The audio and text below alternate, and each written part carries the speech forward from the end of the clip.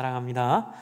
네, 잘 지내셨죠? 우리 또 영상으로 보시는 분들 서로 인사하시고, 또 우리 가족들 또 같이 예배 드시는 분들 서로 안아주시고, 또 우리 함께 서로 격려하며 함께 예배의 자리로 나아갑니다.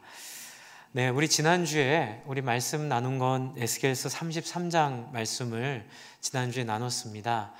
여러분 기억하실지는 모르겠지만 우리의 신앙이 단순히 신념이나 말이 아니라 우리 삶 속에 하나님의 공의와 의와 사랑이 나타나는 것, 이제 그것을 하나님께서 소원하고 계시고, 예수 믿고 부활하신 주님 앞에 우리가 그러한 모습으로 변화되는 게 예수님 주신 하나님의 소원이라고 말씀을 드렸습니다. 근데 제가 말미에 어떻게 그게 가능한지 살짝 힌트를 드렸죠. 네, 성령이 우리 가운데 임하신다고 했는데, 역시나 에스겔서도 그 관심을 놓지 않고 33장에 하나님께서 간절히 부탁하시는 하나님의 백성됨에 대한 모습을 이제 당신이 만드시겠다고 선언하고 계시는 게 이 36장과 37장의 말씀입니다. 지난주에는 그 예화를 좀 못 드렸는데요, 제가 한 주 동안 말씀을 이렇게 준비하면서 그 예가 좀 생각이 들었어요. 자식들 여러분 공부 잘하기 원하시죠? 자녀들 공부 잘하기 원하시죠? 그런데 방법이 있잖아요. 근데 이 두 가지 방법이 있다면 어떤 걸 선택하시겠어요?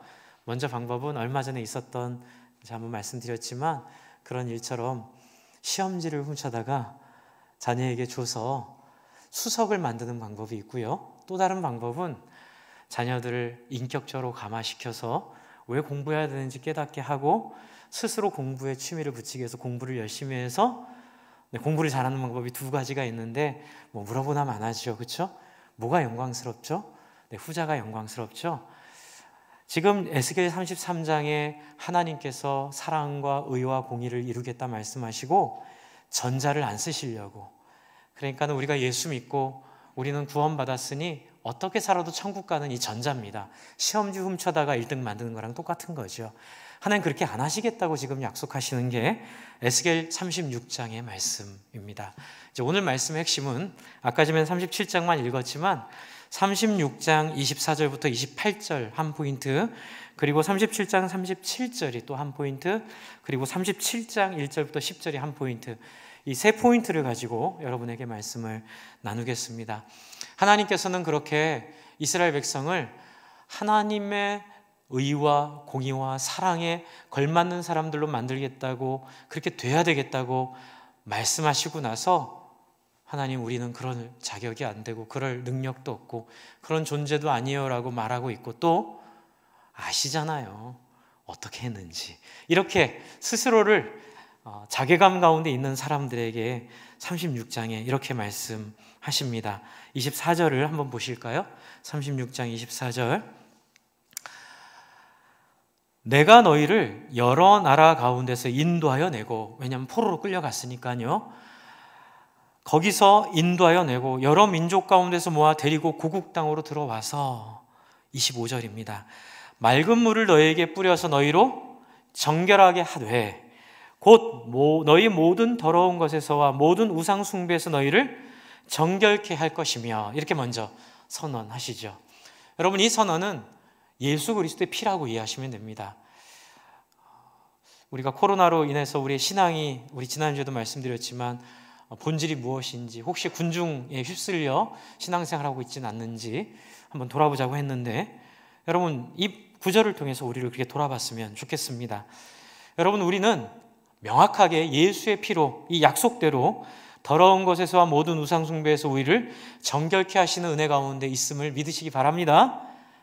그런데 이게 끝이 아니라는 거예요. 이 25절은 26절을 위해 준비된 거예요. 그러므로 26절을 한번 같은 목소리로 읽어볼까요? 시작. 또 새 영을 너희 속에 두고 새 마음을 너희에게 주되 너희 육신에서 굳은 마음을 제거하고 부드러운 마음을 줄 것이며. 네, 그렇습니다. 27절까지 이어지는 말씀이에요. 또 내 영을 너희 속에 두어 너희로 내 율례를 어떻게 해요? 행하게. 누가요? 하나님이 하시겠다는 얘기를 하고 계세요. 그렇습니다. 33장에 말씀하신 것처럼 하나님은 공의로운 하나님이세요. 시험주 훔쳐가지고 1등 만드는 그런 하나님이 아니세요.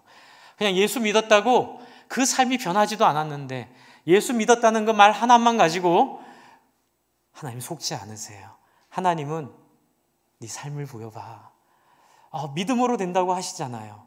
믿음이 바로 뭐예요? 바로 우리 안에 새 영을 주시겠다는 하나님, 우리 안에 새 마음을 주시겠다는 그 하나님을 믿고 어떻게 해요? 우리 자신을 내어드리는 것이 믿음인 줄을 믿으시기 바랍니다. 여러분, 이 부분을 아주 명확하게 하나님께서 설명해 주고 계세요. 그래서 여러분 25절은 십자가고요, 26절, 27절은 십자가를 통해 무엇을 하실 것인지를 하나님께서 예고하고 계시다, 이렇게 이해하시면 돼요. 참 놀라운 것은 이 내용이 신약시대에 그대로 성취됩니다. 그래서 예수님께서 말씀하신 팔복과 성령의 9가지 열매는 이 26절, 27절에 새 영이 우리 가운데 임하여 우리 가운데 성취되는 것들을 증거하고 그것들이 우리 가운데 이루어졌음을 확인하는 역할로서 하나님 우리에게 주신 것입니다. 아마 여러분이 이 말씀 들으시면서 좀 마음이 무거우실 수 있어요. 목사님, 우리는 어떻게 해도 다 구원받는다고 얘기 듣고 예수 믿었는데 반칙 아닙니까? 반칙이 아니고요, 여러분이 어떻게 살아도 예수 그리스도로 인하여 용서해 주심을 믿으시기 바랍니다. 아멘. 그러나 그 다음에 십자가로 여러분을 구원하신 목적이 있다는 거예요. 그게 뭐예요? 너희가 스스로 안 되지, 너희가 스스로 할 수 없지, 내가 알아. 그래서 내가 너희 속에 없던 마음을 줄게, 내가 너희 속에 없던 동기를 줄게, 내가 너희 속에 없던 생각을 부어줄게. 그렇게 하나님께서 말씀하셔서 26절 27절에 새 영을 너희 속에 주고, 중요한 건 또 뭐죠? 새 마음을 너희에게 주되 너희 육신에서 굳은 마음을 제거하고 부드러운 마음을 줄 것이며 새 영을 너희 속에 두어 너희로 내 율례를 행하게 하리니 너희가 어떻게 해요? 내 규례를 지켜 행할지라. 이게 바로 은혜와 율법의 차이예요. 은혜와 율법의 차이는 아무것도 안 해도 된다가 아니라, 은혜와 율법의 차이는 같은 결과인데, 같은 하나님의 뜻을 이루는 삶인데 동기가 무엇이냐의 차이예요. 하나님을 사랑하는 동기로 하면 그것이 은혜인 줄을 믿으시기 바랍니다. 하지만 구원받으려고 하는 건 그거는 율법이에요. 내가 구원받으려는 욕심에, 내가 구원받으려는 욕망이 하는 건 그건 하나님을 업수히 여기는 하나님 앞에 교만한 모습이죠. 좀만 더 보겠습니다. 28절에 보면 내가 너희 조상들에게 준 땅에서 너희가 거주하면서 어떻게 해요? 내 백성이 되고 나는 너희 하나님이 되리라. 할렐루야. 저는 이번 코로나 사태 때 신앙이 무엇입니까? 고민하기를 바랬고요. 그리고 여러분에게 신앙이 무엇입니까? 라고 고민하는 분들에게 아주 짧은 이 한 단락이 답이 되기를 바랍니다. 여러분 24절부터 28절은요, 요한계시록까지를 품는 요약 구절이라고 보시면 돼요. 여러분 28절이 요한계시록입니다. 요즘에 저는 요한계시록이 너무 재밌어서 열심히 공부하고 있습니다. 금요 예배 때 요한계시록 설교를 계속하고 있는데요, 너무너무 요한계시록이 너무너무 놀랍고 너무너무 재밌어요. 그런데 제가 공부해 보니까 이 28절이 핵심인 거예요. 하나님이 드디어 우리를 하나님 백성으로 만드셔서 하나님과 함께 사는 삶, 그리고 하나님을 하나님이라 부르고 하나님의 자녀가 되어, 거기에는 태양이 필요 없어요. 왜요? 하나님이 태양이 되어주시고 우리가 친히 그의 얼굴을 보고 그와 함께 더불어 교제할 수 있는 데까지 하나님이 우리를 완성시키실 약속, 그것이 성경 전체의 언약적 하나님의 언약적 말씀입니다. 주 안에 사랑하는 성도 여러분, 신앙이 무엇입니까? 물어보시는 분들에게 에스겔서 36장 24절부터 28절을 보십시오. 그리고 하나님께서 이 일을 우리 가운데 이루어 주실 것입니다. 짧게는 지난주 33장의 말씀에 어떻게 하나님이 우리를 그런 공의와 정의의 가운데 우리를 살게 하실 것입니까? 어떻게? 라는 질문의 첫 번째 단계는 이렇게입니다. 새 영을 주시고 새 마음을 주십니다. 그런데 여러분 여기까지만 해도 좀 마음이 무거우시잖아요. 그래도 더 무거운 마음을 더 무겁게 하는 게 하나 더 있어요. 바로 37절이에요. 이렇게 하시겠다 약속을 해놓으시고 그냥 하시면 되는데 하나님이 그냥 안 넘어가세요. 37절을 같이 읽어볼까요? 36장 37절 시작. 주 여호와께서 이같이 말씀하셨느니라. 그래도 이스라엘 족속이 이같이 자기들에게 이루어 주기를 내게 구하여야 할지라. 내가 그들의 수요를 양떼같이 많아지게 하되. 숨이 탁 막히는 말씀이에요. 아니, 하나님의 백성으로 정의와 공의와 하나님 나라의 사랑을 우리가 따르는 삶도 거의 불가능에 가까운 삶인데, 하나님의 영을 주신다고는 알겠는데 그거를 어떻게 하라고요? 37절에 간절히 구하여야 해주겠다고 얘기하고 계세요. 작년에 2019년 9월에 제가 한번 이 말씀 가지고 기도해야 되는 이유를 설명을 드렸는데요. 오늘은 좀 다른 측면으로, 같은 이야기겠지만 좀 다른 각도에서 한번 말씀을 드려보면, 한번 이걸 뒤집어서 생각을 해보세요. 제가 한번 여쭤볼게요. 37절 보세요. 만약 안 구하면 어떻게 됩니까? 만약 기도하지 않으면 어떻게 된다는 얘기입니까? 그 얘기는 딱 부러지게 나와 있진 않아요. 하나님이 뭐라고 하시는 거예요? 너희가 구하지 않으면 계속 안 이루어지는 상태로 있을 수 있다는 거예요. 하나님의 계획은 가득 차 있어요. 하나님의 역사는 가득 준비되어 있어요. 그러나 우리가 누구가 안 돼? 우리가 무엇이 안 돼? 이스라엘 백성이 어떤 줄 아시잖아요. 말 안 듣고 목이 곧은 백성이고, 참 그 어두움 속에서 지난주 말씀드린 것처럼 황금 송아지로 하나님의 마음을 그렇게 아프게 해드렸는데도 하나님 포기할 수 없는 게 한 가지 있으세요. 그건 뭐예요? 이들이 구해야 한다는 거예요.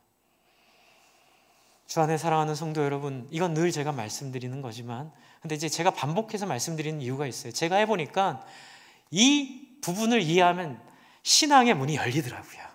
이 부분을 이해하면 신앙이 새로워지더라고요. 그 가장 핵심이 뭐냐면, 하나님이 우리를 로봇으로 여기지 않으시고 하나님이 우리를 파트너로 여기세요. 할렐루야. 하나님이 우리를 종으로 여기시지 않고 하나님이 우리를 동지로 여기세요. 하나님이 우리같이 비천하고 우리같이 부족한 인생을 하나님과 함께 이 일을 이루어 가기를 하나님이 우리에게 제안하시고 우리를 초대하고 계세요. 지금 그 마음이 여기 잘 담겨 있는 거죠. 이스라엘 백성들에게 원하시는 게 뭘까요? 그리고 왜 이스라엘 백성들이 이렇게 많은 시련과 실패와 공경 가운데 있음에도 불구하고 하나님이 그들을 인정하고 그들의 형편을 인정하고 왜 이 역사를 이렇게 두껍게까지 끌고 오신 이유가 뭘까요? 그들 안에 간절함을 갖게 하려고, 그들 안에 자기가 누군지를 깨닫게 하려고, 자기들이 어떤 존재인들을 뼈저리게 느끼게 하려고 하나님께서 뻔히 그러면 돌아가는 길인 줄도 아는데 하나님이 보고 계시는 거예요. 여러분, 이 하나님의 사랑 느끼시나요? 이 하나님의 초대 느끼시나요? 우리의 삶 속에 섭리하셨던 이 하나님의 마음 느끼시나요? 여러분, 저는 이 37절이 기도 하나면 어떡하시려고요? 저는 이 굉장히 큰 모험이라고 봐요. 하나님이 굉장히 큰 모험, 어쩌면 하나님의 역사를 거신 거다. 누구에게? 이스라엘 백성들에게. 기도 안 하면 하나님 나라의 역사가 움직일 수가 없잖아요. 이 이스라엘 백성에게 당신의 인생, 당신의 역사를 거시고 당신의 이런 표현까지 쓰면 좀 하나님에게 신뢰될 수 있을 수도 있는데, 이해를 위해서 당신의 운명을 거신, 당신의 전부를 거신 그 사랑이라고 저는 생각이 드는 거예요. 근데 여기까지 와도 여러분 답답하시죠? 왜요? 어떻게 하냐고요. 어떻게. 기도가 안 되는데요. 저도 우리 성도님들을 섬겨보면 아무리 가르치고 해도 가르치는 저도 안 변해요. 또 가르친다고 그 가르치는 게 또 현장에서 그렇게 잘 드러나지도 않아요. 그러니까 우리는 늘 안 되나 보다, 여기까지인가 보다 이렇게 생각하고 계속 우리는 그 위험한 타협 속에 머무르는 거잖아요. 공의 가운데 안 나가는데, 정의 가운데 안 나가는데, 그냥 예수 우리 위해 십자가를 죽으셨다는 아까 전에 25절의 말씀에서 그냥 딱 멈춰버리고 26절, 27절까지 못 나가면서도 그냥 우리는 연약하니 못하는 거지, 이렇게 포기하고 있는 우리의 모습 보게 되죠. 그런데 보다 보니까는요, 하나님이 역시 너무너무 대단하신 거예요. 저는 이 37장을 이 시각에서 보게 됐어요. 여러분 37장에 대한 설교는 여러분 많이 들으셨을 것이고 또 지난주 우리 새벽기도 설교에서도 드렸으니까 37장 내용은 잘 알고 이해하고 계시리라 생각이 들어요. 그런데 오늘은 이 37절에 있는 말씀이 우리 가운데 가능하게 하기 위해 하나님이 준비하신 이벤트가 바로 37장이라는 측면 속에서 한번 이 본문을 보려고 그래요. 그러니까 하나님이 기도해 여기서 끝나는 게 아니라 자리까지 다 깔아주시는, 여러분 지금 36장으로만도 충분해요. 저는 옛날에 이 성경 공부할 때 36장 37장이 왜 이렇게 반복이 될까라는 생각을 한 적이 있어요. 36장에서 끝나고 38장으로 넘어가면 그냥 깔끔하거든요. 그런데 36장에 한 얘기를 왜 37장에 다시 반복하고 있을까? 근데 요번에 나름대로 좀 깨달은 거예요. 그게 뭐냐면 37절에 기도하는 간절함을 갖게 하시려고 하나님이 현장 실습을 시키시는 거예요. 바로 37장은 앞에 얘기한 36장 24절부터 28절의 내용과 37절의 그 간절한 기도를 위해 하나님의 에스겔을 권능 가운데 그를 데리고 골짜기, 뼈가 가득한 골짜기로 그를 데리고 가서 직접 기도할 수밖에 없는, 그리고 직접 하나님의 말씀을 믿을 수밖에 없는 경험을 하게 하신다는 생각이 들었어요. 그러다 보니까 그동안 성경을 보면서 제가 생각했던 구절들이 막 떠오르더라고요. 막 쏟아져서 그 중에 몇 가지만 좀 정리해서 한번 나누려고 프리젠테이션을 준비해 왔습니다. 요한일서 1장 1절에 보면 제가 프리젠테이션 갖고 온 거 한번 읽어볼까요? 1장 1절 같이 한번 읽어보겠습니다. 시작. 태초부터 있는 생명의 말씀에 관하여는 우리가 들은 바요, 눈으로 본 바요, 자세히 보고 우리 손으로 만진 바라. 제가 이걸 읽으면서 이 구절이 이해가 됐어요. 여러분 요한 사도가 이 1장 1절은 이 대포 쏘고 시작하는 거거든요. 신앙이 무엇인가, 내가 지금 전하려는 내용이 무엇인가 총정리한 한 절로 총정리한 건데, 신앙은 뭐예요? 신앙은 먼저 들어야 돼요. 듣기만 하면 안 된다는 거죠. 저희는 그동안 듣기만 했어요.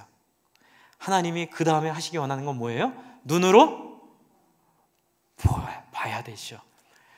그냥 지나가는 무의미한 봄이 아니라 주목하고 봐야 되는 거예요. 그래서 그 뒤에 있는 자세히 보고가 그거예요. 주목하고 본다는 거예요. 그냥 스쳐 지나가게 보는 게 아니라 이게 뭐지? 라고 하고 주목하고 자세히 보고 그 다음에 뭘 해야 돼요? 우리 손으로 만져야 되는 거예요. 그렇구나. 그러다 보니까 요한복음 20장 27절이 생각이 나더라고요. 요한복음 20장 27절은 그 유명한 도마에게 하신 말씀이에요. 도마에게 이르시되 내 손가락을 이리 내밀어 내 손을 보고 손을 내밀어 내 옆구리에 넣어보라. 그리하여 어떻게 해요? 믿음 없는 자가 되지 말고 어떻게 하라고요? 믿는 자가 되라. 물론 뒤에 보지 않고 믿는 자가 보고 믿는 자보다 복되다라는 말씀은 있지만 여기서 얘기하는 건 부정적인 뜻이 아닌 것 같아요. 이 얘기는 뭐냐면요, 믿음이 중요하다는 거예요. 만져서라도 믿으라는 얘기예요. 예수님이 자기 처음 부활하실 때 막달라 마리아가 만지려고 했을 때 나를 붙잡지 말라 그렇게 얘기하셨는데 지금 도마에게는 자기를 내어주고 계세요. 왜요? 믿음이 중요하기 때문에 그래요. 어떤 믿음이요? 듣는 믿음이 아니라 직접 경험한 믿음, 직접 만난 하나님, 직접 체험한 현장, 직접 경험한 상황이 중요하기 때문이 아닐까라는 생각을 하다 보니까 누가복음 7장 11절 17절이 또 생각이 들더라고요. 여러분 이 내용은 예수님이 사역하다가 만난 한 장래 행렬에 대한 얘기예요. 한번 보여주세요. 그 후에 예수께서 나인이라는 성으로 가실 때 제가 일부러 빨간 글씨를 쳐놨어요. 같이 읽겠습니다. 시작. 제자와 많은 무리가 동행하더니, 이게 중요한 포인트예요. 예수님 사역하실 때 혼자 사역하시지 않으셨어요. 항상 제자들에게 사역의 현장을 나누어 주셨어요. 그러니까 제자들과 많은 무리가 동행할 때에 일부러 예수님은 나인이라는 성으로 가셨는데 성의 문이 두 개가 있었답니다. 성주와 성귀인들이 드나드는 문이 있었고요, 뒷문이 있었어요. 뒷문은 하층 계급 사람들과 오물이나 장례가 나가는 문, 시체가 나가는 문이 있었는데 예수님이 매우 의도적입니다. 장례가 나오는 문으로 들어가시는 거예요. 누굴 데리고? 제자들을 데리고. 그 다음 구절을 보시면 성문에 가까이 이를새 일부러 오신 성분이에요. 사람들이 한 죽은 자를 메고 나오니 이는 한 어머니의 독자요 그의 어머니는 과부라. 한마디로 얘기하면 세상에서 제일 비참한 장례예요. 과부의 외아들의 죽음이에요. 아무것도 가진 것 없는 사람의 죽음을 예수님이 일부러 찾아오신 거죠. 그 다음 절을 보여주시면 주께서 과부를 보시고 다 보고 있어요. 제자들이 불쌍히 여기사 뭐라 하시죠? 울지 말라. 제자들이 봐요. 불쌍히 여기시고 울지 말라 하시는 말씀을 들으시고 그 다음 절을 보시면 이게 또 충격적인 장면이에요. 가까이 가서 어디에? 관에. 여러분, 이스라엘에서 가장 해서는 안 될 행동 중에 하나가 관에 손을 대는 거예요. 이건 부정한 행동이에요. 시체에 손을 대는 건 정말 부정한 행동이에요. 아마 다들 머리가 쭉 뼈었을 거예요. 관에 손을 대시고 맨자들이 서는지라 저는 가로 열고 얼음이 되었다 이렇게 듣고 싶은 거예요. 얼음이 되어버린 거예요. 예수께서 이르시되 청년아 내가 내게 말하노니 일어나라 하시매 어쩌려고요? 15절 죽었던 자가 일어나 앉고 말도 하거늘 예수께서 그를 어머니에게 주시니. 여러분 15절도 중요해요. 보통 이러면 사람의 마음은 어떨까요? 내가 살렸어.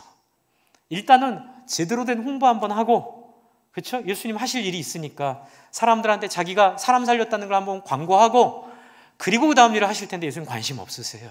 40일 시험 당할 때도 예수님이 성벽에서 뛰어내려라, 그렇죠? 나에게 절하라. 거기에 예수님이 하나님만 경배하라 하셨던 것처럼 하나님의 관심은 예수님의 관심은 어디 있죠? 한 아이를 잃은 어머니에게 있는 거예요. 이 장면을 제자들에게 보여주시는 거예요. 그러자 16절 모든 사람이 뭐예요? 두려워하며 이 두려움이 있는 거예요. 이게 바로 에스겔 37장에 하나님이 의도하신 현장 실습의 모습이라는 생각이 드는 거예요. 하나님께 영광을 돌려 이르되 큰 선지자가 우리 가운데 일어났다 하고 또 하나님께서 자기 백성을 돌보셨다 하고 마지막 절에 뭐라고 되어 있어요? 예수에 대한 이 소문이 어떻게 됐어요? 온 유대와 사방에 두루 퍼지느니라. 의도적인 거죠. 예수님이요. 세상과 다른 방식, 세상과 다른 관심.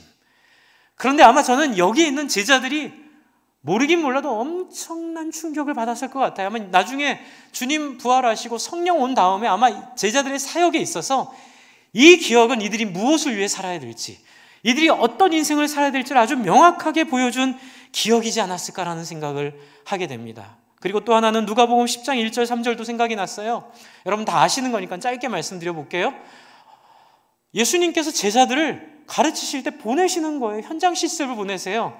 그 후에 주께서 따로 70인을 세우사 친히 가시려는 동네와 각 지역으로 둘씩 미리 보내시고 예수 없이 이르시되 이렇게 추수할 것이 많으니 추수하였고 달라 하라 하고 17절을 한번 보세요. 17절 70인이 어떻게 해요? 기뻐하며 돌아와 이르되 주여 주의 이름이면 귀신들도 우리에게 항복하더이나이다. 경험을 한 거예요. 사람이 사는 걸 경험한 거예요. 사람이 회복되는 거. 예수님 매우 의도적으로 제자 훈련도 그랬고 모든 예수님의 사역이 뭐가 있었어요? 듣는 데만 멈추는 게 아니라 직접 사람 살아나는 현장을 경험하게 하시는 거예요. 그래서 20절을 보시면 같이 한번 읽어볼까요? 20절 시작. 그러나 귀신들이 너에게 항복하는 것으로 기뻐하지 말고 너의 이름이 하늘에 기록된 것으로 기뻐하라 하시니. 저는 여러분 이 현장에서 경험된 마음이 에스겔 36장 37절에 있는 기도의 원동력이 되리라 믿습니다. 그러니까 기도를 못하는 우리를 기도에 대한 세미나, 기도에 대한 강의가 아니라, 기도에 대한 관심이 아니라 사람이 사는 현장을 경험하게 하는 거예요. 사람이 사는 현장을 경험하게 했을 때 이 엄청난 충격을 받는 거예요. 그리고 거기에 대한 무엇이 생길까요? 간절함이 생기는 거죠. 그러면 뭐 하게 돼 있어요? 기도하게 돼 있어요. 할렐루야. 하나님 이 방법으로 우리를 기도하게 하신다는 거죠. 그렇다면 37장에 있는 그 현장이 뭔지를 한번 봅시다.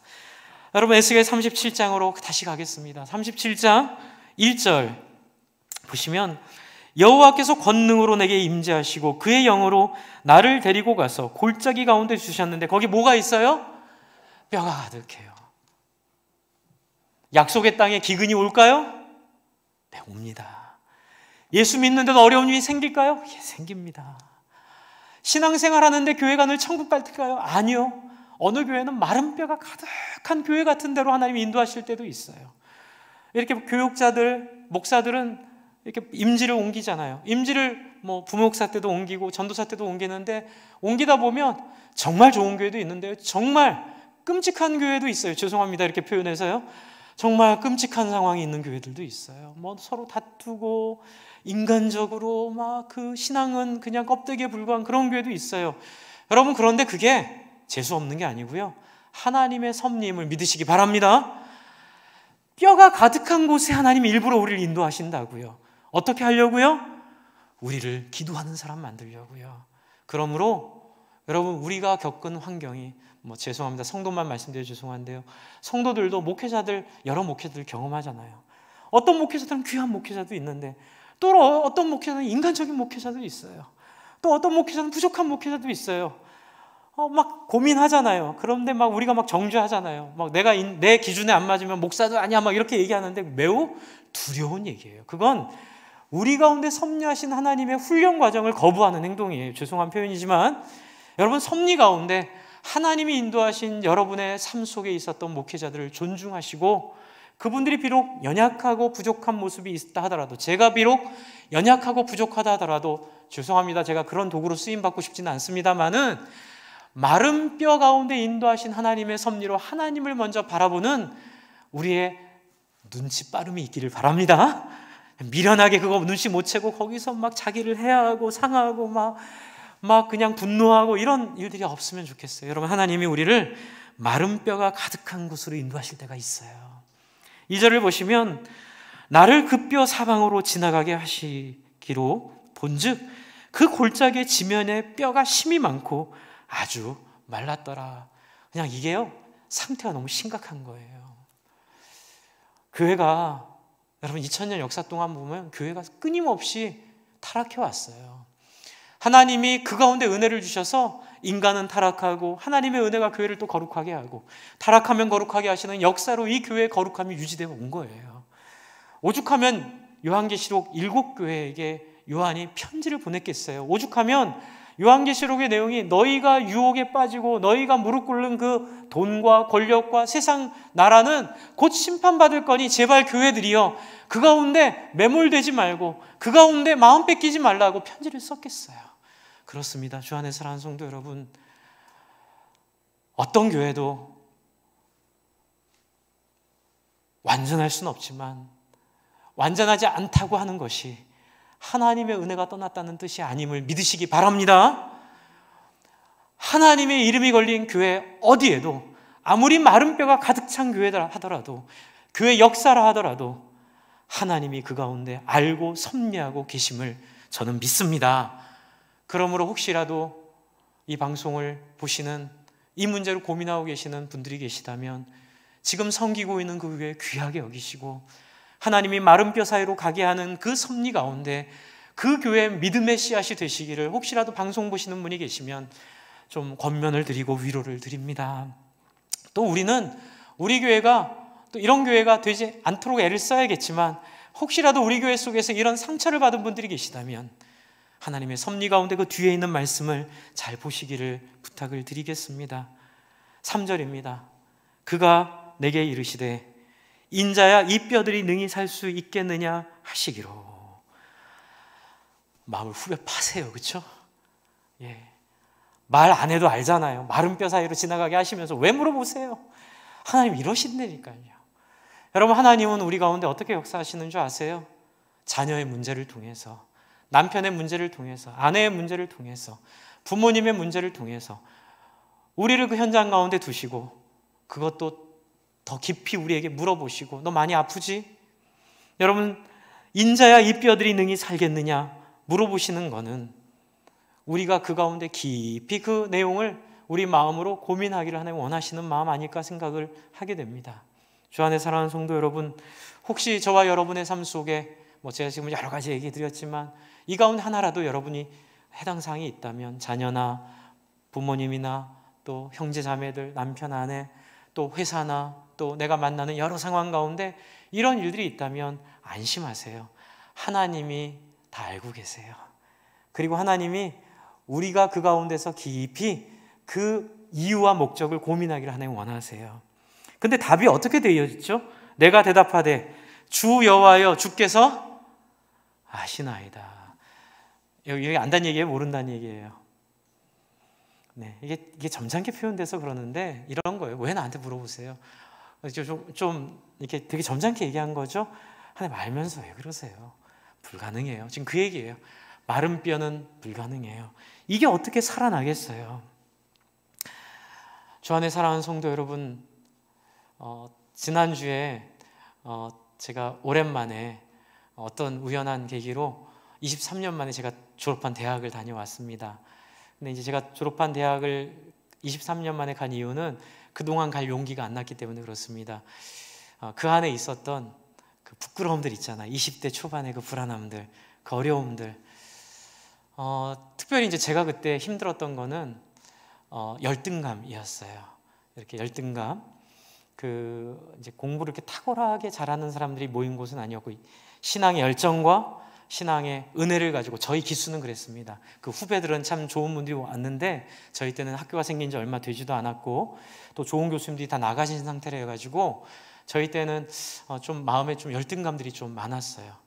이제 그래서 제가 지난주에 학교 가서 그 강의실을 갔다가 제가 막 눈물이 나오더라고요. 왜 눈물이 나왔을까요?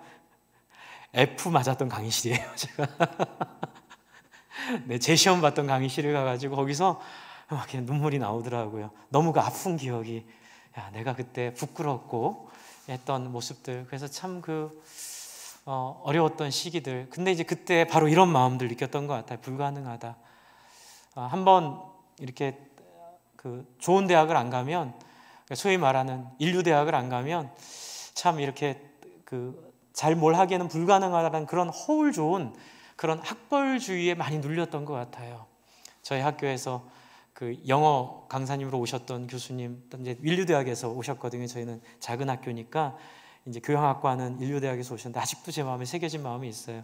영어 강독하다가 통역을 시켰는데 못하니까 아니 너희들이 그렇지 삼류 아이들이 뭐 알겠니? 그 말이 저한테 아주 큰 상처가 지금도 그때 그 교수님이 얘기했던 눈빛과 그 뿔테 안경과 그분이 그때 아주 유명한 인류대학 그 영어학과 뭐 한국에서 제일 이렇게 유명한 분이셨거든요. 근데 저는 그걸 잊을 수가 없어요.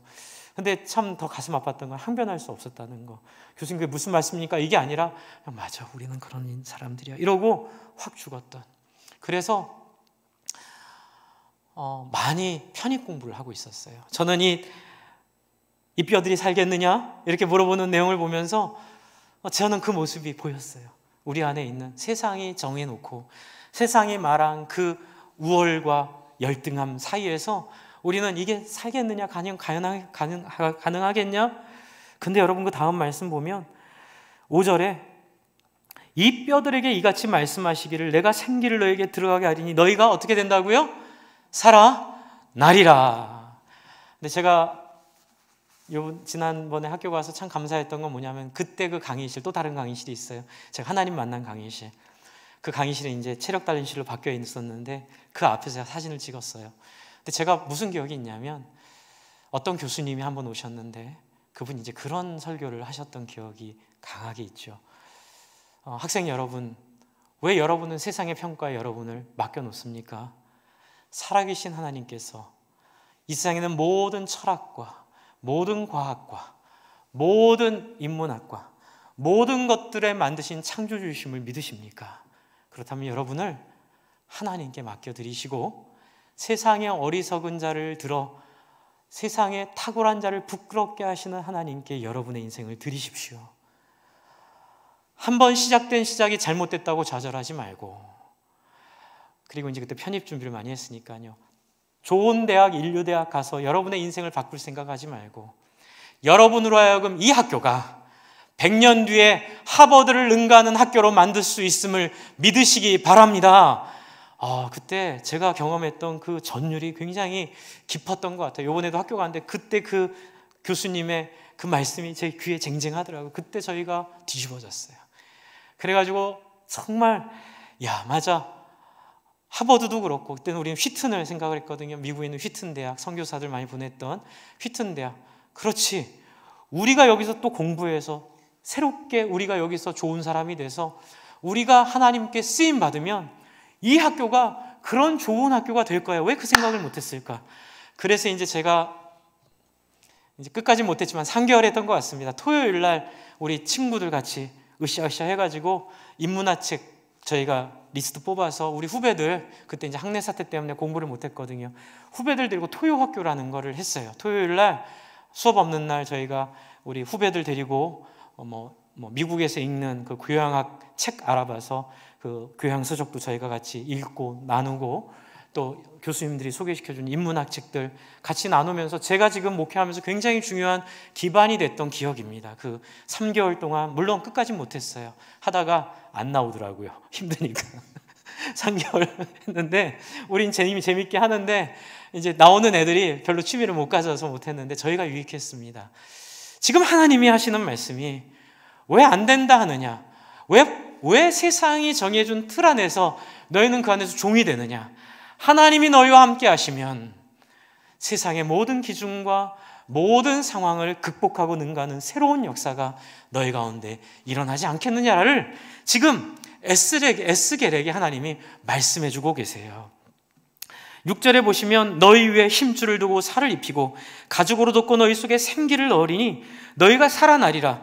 또 내가 여호와인 줄을 너희가 알리라 하셨다 하라. 여러분, 하나님께서 완전한 얘기를 해주시죠. 세상이 불가능하다, 세상의 눈으로 하나님의 나라를 보지 말고 하나님이 일하실 그 역사를 내가 이렇게 마른 뼈도 살아나게 할 터인데 너 그거 믿어라. 그리고 나서 하시는 말씀이 뭐냐면, 한번 따라해주세요. 이 말씀을 대언하라. 바로 이 부분입니다. 주 안에 사랑하는 성도 여러분, 제가 아까 말씀드린 내용이에요. 하나님은 우리를 잘 아세요. 인간이 언제 변하는 줄 아세요? 인간은 머리로만 변하지 않습니다. 경험으로 변합니다. 인간은 오감을 통해 느껴야 되고 오감을 통해 그 안에서 경험하면서 전혀 새로운 마음을 갖게 되고 전혀 다른 생각을 갖게 되고 이 세상의 마음과 생각이 아닌 다른 세상을 경험하게 되는데, 그게요, 어떻게 해요? 현장이 있어야 된다는 거예요. 그래서 하나님께서 에스겔을 그 현장으로 인도하시고 일부러 마른 뼈 사이로 지나가게 하시고 일부러 하나님이 하시면 되는데 대언하라고 시키시는 거예요. 그래서 현장을 경험하게 하셔서 아까 전에 말씀드렸던 죽은 자가 살아나는 것을 보고 거기서 새로운 것들을 느끼게 하는 거예요. 여러분 7절에 보시면 이에 내가 명령을 따라 대언하니, 여러분 에스겔에게 감정이입을 하고 한번 생각해 보세요. 그냥 말씀만 들었던 그 말씀을 이제 직접 가서 명령을 따라 대언할 때에 어떤 일이 벌어질까요? 이 뼈, 저 뼈가 들어맞아, 그렇죠? 서로 연결되기 시작하고요.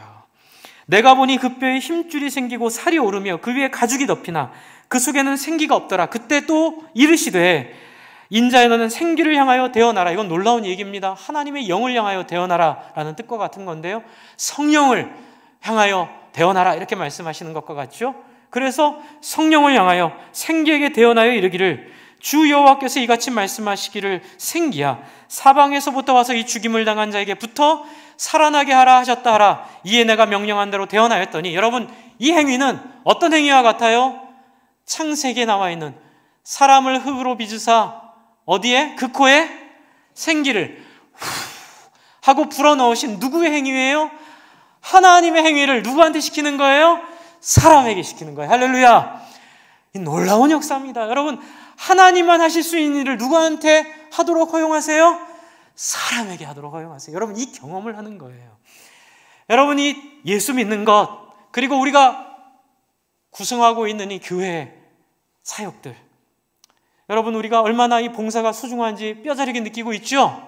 저도 한 8주 동안 우리가 모이지 못하면서 봉사를 다 우리 잠깐 쉬면서 좋게 생각하면 강제 안식을 가졌다 이렇게 좋게 생각하고 있지만, 그러나 또 생계의 어려움을 갖고 계신 분들을 생각하면 또 그분들 때문에 가슴이 아프기도 합니다. 어쨌든 이런 시간을 통해서 우리가 뼈저리게 느끼는 건 얼마나 봉사가 소중했는지를 절감하고 있잖아요. 그렇죠? 그거예요. 바로 그렇습니다.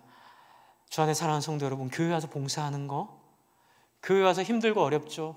안 맞는 사람들이랑 맞춰야 되고, 내 마음대로 못하고 내 성격대로 못하고, 또 뒷얘기 들어가면서 오해받아가면서, 그쵸? 참 못 볼 거 보면서 사람들 만난다는 게 그런 거예요. 교회라고 다르지 않아요. 그런데도 그렇게 해야 되는 이유 뭐예요? 이 역사를 경험하도록 하는 하나님의 섭리가 그 안에 있기 때문에 그렇습니다. 주 안에 사랑하는 성도 여러분, 열심히 합시다.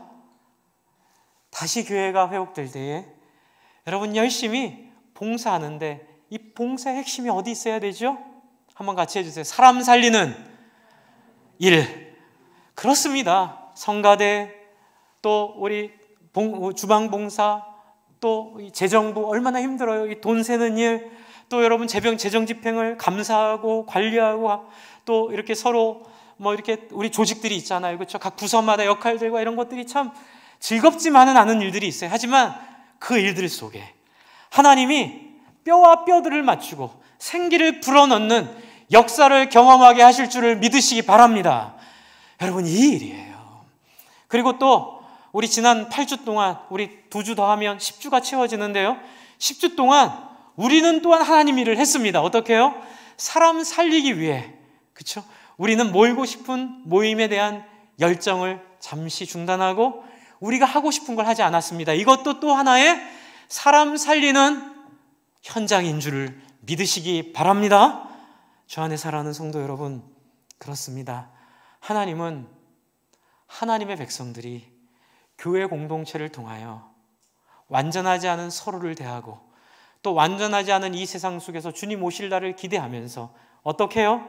완전하지 않기 때문에 서로를 보며 간절히 기도하도록 하시고, 36장 37절에 기도하도록 하신 그 하나님의 섭리를 따라, 우리를 하나님의 파트너로 경험하게 하시는 섭리를 따라 드디어 36장 24절부터 28절의 역사를 진행하고 계시고, 요한계시록의 말씀처럼 완성할 그날을 우리 가운데 주실 줄을 믿습니다. 주 안에 사랑하는 성도 여러분, 이 일을 통하여 제가 정말 드리고 싶은 말씀은, 저도 그런 거 경험했지만 여러분, 사람 사는 것 한번 경험해 보면, 그까지 주식해가지고 돈 버는 거, 그까지 땅 사가지고 돈 버는 거, 그까지 해외여행 가는 거, 그까지 좋은 차 타고 다니는 거, 그까지 좋은 물건 쓰는 거, 비교가 안 되는 영광스러움들이, 행복함들이, 그 가슴 벅차고 가슴 터질 것과 같은 영광스러움들이 있으심을 기대하시기 바랍니다. 죄송합니다. 아무것도 없는 주제에 그까짓 거라고 얘기해서요. 하지만 경험했습니다. 여러분, 사람 사는 것만큼, 사람 회복되는 것만큼, 사람 온전해지는 것만큼 영광스러운 것 이 땅에 없습니다. 할렐루야! 그러므로 주 안에 사랑하는 성도 여러분, 그까짓 돈과 그까짓 명예와 그까짓 사람들 알아주는 평가에 우리의 인생을 낭비하지 말고, 우리의 수고와 우리의 돈범과 우리의 헌신이 한 사람을 온전케 하고 뼈와 같이 말라 죽을 수밖에 없는 사람들이 맛부터 새롭게 되는, 열등감에 찌들어 있는 아이들이 회복되어 하나님 나라의 용감한 군사가 되는, 이 세상의 낮은 곳에 있는 사람들이 역전의 하나님을 경험하게 하는 놀라운 인생 사는 저와 여러분 되기를 간절히 소망합니다.